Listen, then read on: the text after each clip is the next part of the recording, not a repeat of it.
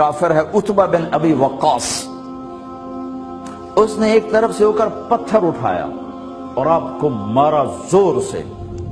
صحابہ کی نظریں تھی تلواروں پر، نیزوں پر، تیروں پر، وہ پتھر نظروں سے نکل گیا، لہذا وہ ان کے اندر کو چیرتا ہوا جا کر میرے نبی کے منہ پر یہاں لگا، اور اب سیدھا پیچھے ایسے گئے، پیچھے کھڈا تھا، وہ یہاں گردن میں لگا کنارہ، تو اب بے ہوش ہو گئے، دانت بھی ٹوٹ گئے،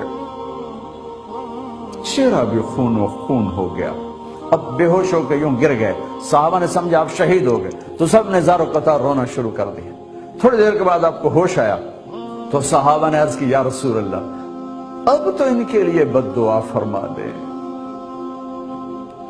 وہ نبیوں میں رحمت لقب پانے والا، مرادیں غریبوں کی برلانے والا، غریبوں کا والی، یتیموں کا مولا۔ تو اب تو حق تھا کہ آپ بد دعا کرتے۔ یہ سامنے امت نہیں ہے، قاتل کھڑے ہیں، کافر۔ آپ نے ہاتھ اٹھائے، صحابہ سمجھے کہ ہون انہاں دے بیڑے بڑھ گئے۔ اللہم اغفر لقومی فإنہم لا یعلمون، اللہ میری قوم کو معاف کر، انہیں میرا پتہ کوئی نہیں ہے۔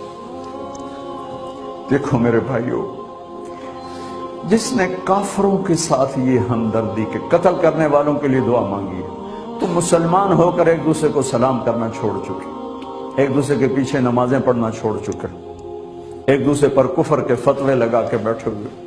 مجھے بتاؤ تم میرے نبی کے ساتھ کیا کر رہے؟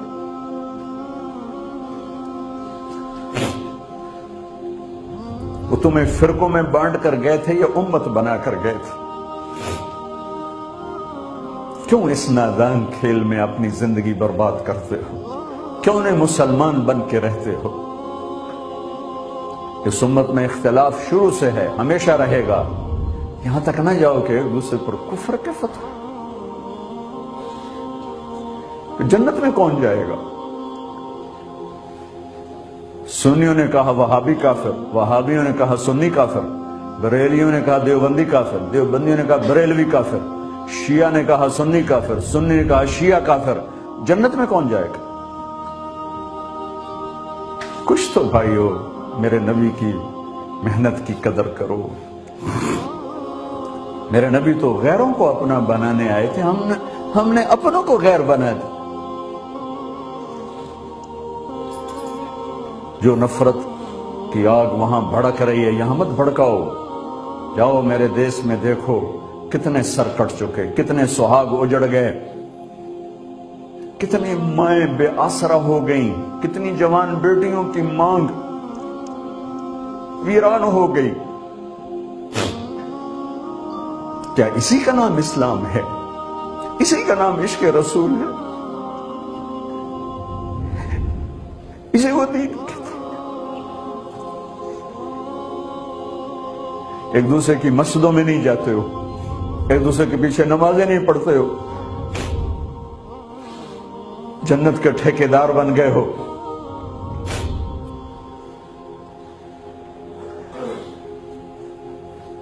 میرے نبی تو عبداللہ بن ابی کا جنازہ پڑھانے کھڑے ہو گئے تھے،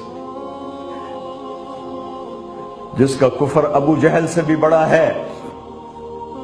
ابو جہل اوپر کی دوزخ میں، عبداللہ بن ابی سب سے نیچے کی دوزخ میں ہے۔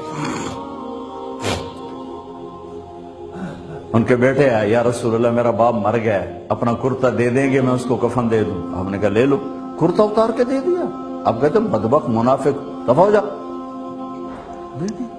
کہ یا رسول اللہ آپ جنازہ پڑھائیں گے؟ کہاں پڑھوں گا؟ باقی منافقوں کا تو کسی کو پتہ نہیں تھا سوائے اللہ کے نبی کے، لیکن عبداللہ بن ابی کا منافق ہونا تو سب کو معلوم تھا۔ آپ جنازے کے لیے عمر سامنے آ گئے، یا رسول اللہ یہ کون ہے؟ کہ مجھے پتا ہے کون ہے، تو آپ اس کا جنازہ کیوں پڑھا رہے؟ کہ شاید اللہ معاف کر۔ کہ عمر پیچھے ہٹ جا، مجھے پتا ہے یہ کو، میرے اللہ نے کہا ہے تو ان کے لیے دعا کر یا نہ کر، میں معاف نہیں کروں گا، میں کرتا ہوں شاید اللہ معاف کر دے۔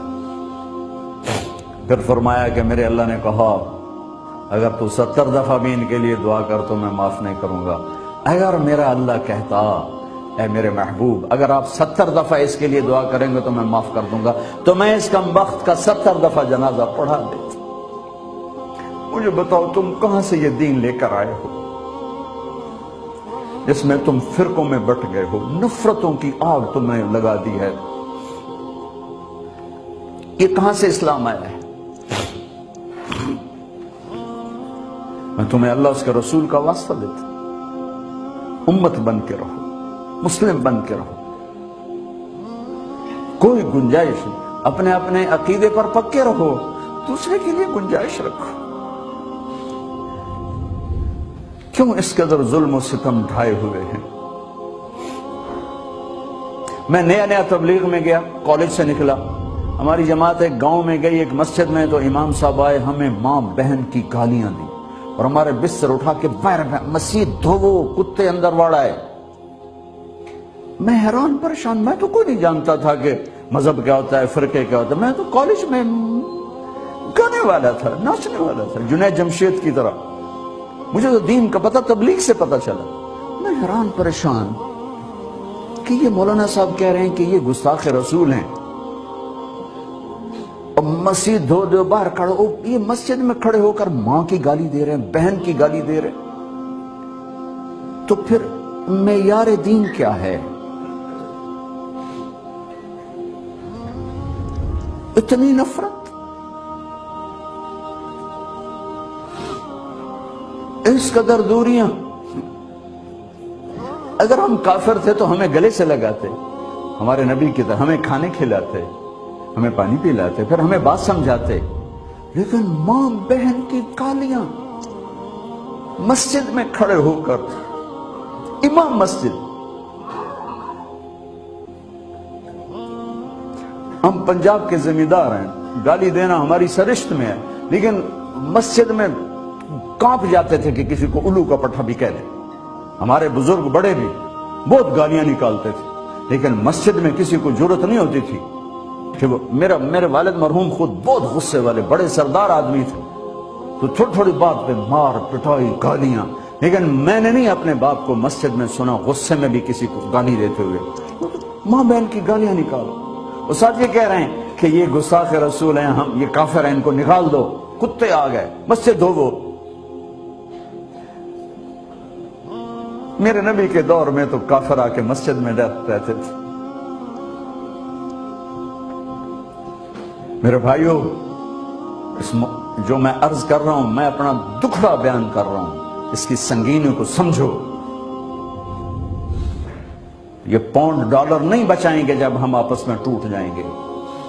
اللہ نے مجھے دنیا میں پھرنے کا موقع دیا، بار بار دیا، اسی تبلیغ کے سلسلے میں۔ سب سے زیادہ میں اسپین میں جا کے دکھی ہوا، اور میرا دکھ یہ نہیں تھا کہ ہماری یہاں 800 سال حکومت تھی اور ختم ہو گئی، میرا دکھ یہ تھا، میں اس پہ رویا مسجد قرطبہ میں،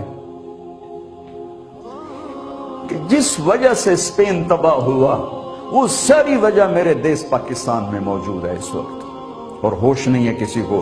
مذہب پر لڑائی، سیاست پر لڑائی، دین پر نفرت، سیاست پر نفرت، قوم پہ نفرت، صوبے پہ نفرت، پیشے پہ نفرت، نفرت نفرت نفرت۔